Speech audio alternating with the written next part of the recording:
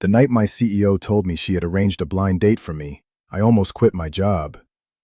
It wasn't because I didn't trust her. It was because I had spent the last 3 years carefully building walls around my heart, brick by brick, and I wasn't ready for anyone, especially not someone handpicked by the most powerful woman in the company, to tear them down. I stood in the empty conference room overlooking downtown Chicago, the city lights flickering against the glass like restless memories, and wondered how my quiet, predictable life had somehow turned into this. Before we go any further, if you believe in kindness, second chances, and the idea that love can show up when you least expect it, take a moment to like this video, comment where you're watching from, share it with someone who needs hope, and subscribe to the channel. Stories like this remind us that life can change in a single evening. My name is Nathan Cole, and I worked as a senior analyst at a fast-growing tech firm in Chicago, Illinois. The company was led by Victoria Harper, a name that carried weight in boardrooms across the country. She was sharp, composed, and known for turning struggling startups into million-dollar success stories. To most employees, she was intimidating. To me, she was a mentor who had seen potential in a quiet, overlooked employee when no one else had. I hadn't always been this guarded. 5 years earlier, I had been engaged. Her name was Caroline. We had planned a small ceremony in Milwaukee, talked about buying a house, maybe even adopting a golden retriever. But 3 months before the wedding, she decided she wanted a different life, one filled with travel and freedom, not the steady rhythm of spreadsheets and 9-to-5 stability. I didn't blame her. But something inside me shut down after she left. I poured myself into work. Promotions came, raises followed. The loneliness, however, stayed. Victoria noticed.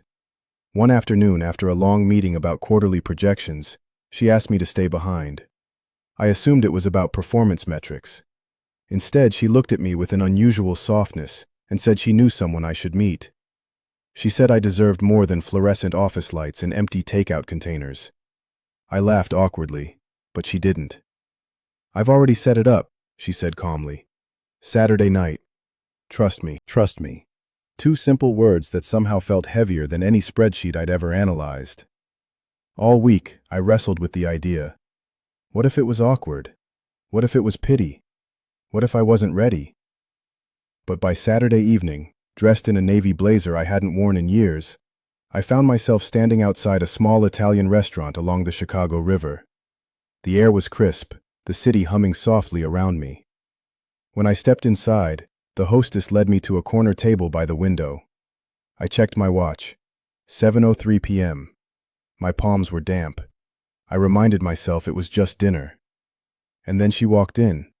Her name was Ava Harper. I recognized her immediately from the framed photos in Victoria's office. Graduation pictures, charity events, holiday snapshots. But seeing her in person was different. She wasn't dressed in designer labels or surrounded by an entourage. She wore a simple cream sweater and jeans, her dark hair pulled back loosely. She looked normal, nervous even. The realization hit me slowly, like a wave rolling in. My CEO hadn't just arranged a blind date. She had arranged for me to meet her daughter. For a brief second, I considered walking out. The power imbalance alone made my head spin. What if this went badly? Would it affect my job? Was this some kind of unspoken test? But when Ava sat down, her smile was shy and genuine, and the tension in my chest eased just a little. She confessed that her mother had been trying to set her up for months. Apparently, Victoria believed in strategic planning in both business and love. The first 20 minutes were stiff. We talked about safe topics, work, books, favorite places in the city. But slowly the conversation shifted. Ava wasn't involved in her mother's company. She worked as a social worker on the South Side, helping underprivileged families find housing and counseling resources. Her days were messy, unpredictable, emotionally draining. She spoke about them with passion, not exhaustion. I told her about Caroline. I don't know why. Maybe it was the way she listened without interrupting. I admitted how I had buried myself in work to avoid feeling abandoned again. I told her I was afraid of building something just to watch it collapse. Instead of offering cliches, she shared her own scar. 2 years earlier, she had been engaged too. Her fiancé had left after deciding he couldn't handle the emotional weight of her job. He wanted someone lighter, someone less consumed by other people's problems. We sat there, two strangers connected by quiet heartbreak, realizing that maybe our stories weren't so different after all. Weeks passed. Dinner turned into coffee. Coffee turned into long walks by Lake Michigan. I kept waiting for the other shoe to drop, for Victoria to interfere, for expectations to surface, for the relationship to feel like a corporate arrangement rather than something organic. The real challenge came not from her mother, but from my own fear. Every time Ava reached for my hand, a voice in my head whispered that I wasn't enough, that I was just an employee dating the boss's daughter, that it could never be equal.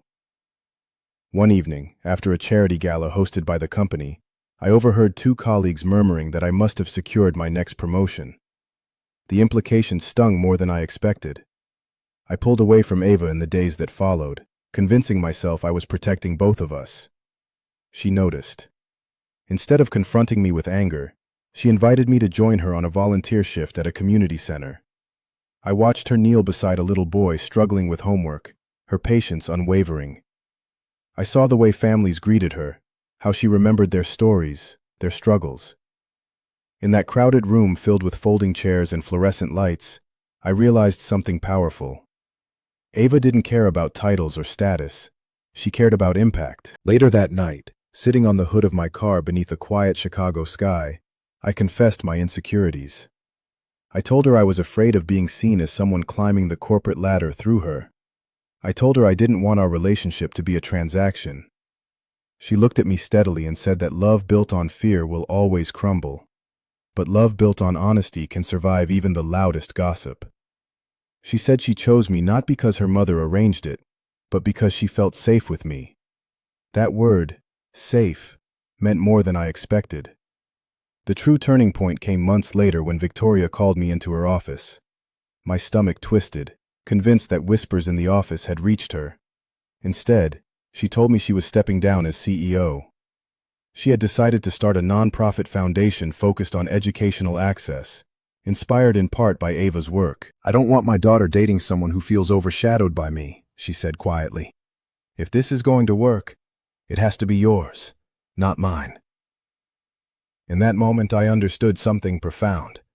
She hadn't arranged the blind date to control us. She had done it because she saw two wounded people hiding behind ambition and responsibility. She had simply opened a door. A year later, I stood in a small park overlooking Lake Michigan, the autumn leaves turning gold around us. I had a ring in my pocket, my hands trembling not with fear this time, but with hope. When I asked Ava to marry me, it wasn't about corporate connections or strategic planning. It was about two broken stories choosing to heal together. Before I tell you how this chapter closes, I want to ask you something deeply personal. If this story has reminded you of your own fears, your own second chances, comment the word hope below. Let's create a space where people believe in new beginnings again. Ava said yes. We didn't have a lavish ceremony. We chose a simple wedding in a lakeside chapel in Illinois, surrounded by close friends, families from the community center, and yes, Victoria, no longer the imposing CEO, but a proud mother wiping away tears. Looking back, I realized the blind date wasn't the miracle. The miracle was the courage to show up despite fear. The miracle was choosing vulnerability over pride. My CEO didn't give me love. She simply reminded me that sometimes the right opportunity doesn't come in the form of a promotion or a paycheck. Sometimes it comes disguised as a risk. If this story touched your heart even a little, please like this video, share it with someone who needs encouragement, and subscribe for more stories that remind us why second chances matter. Your support keeps these stories alive. Because sometimes, the person who changes your life isn't the one with the title. It's the one who sees past it.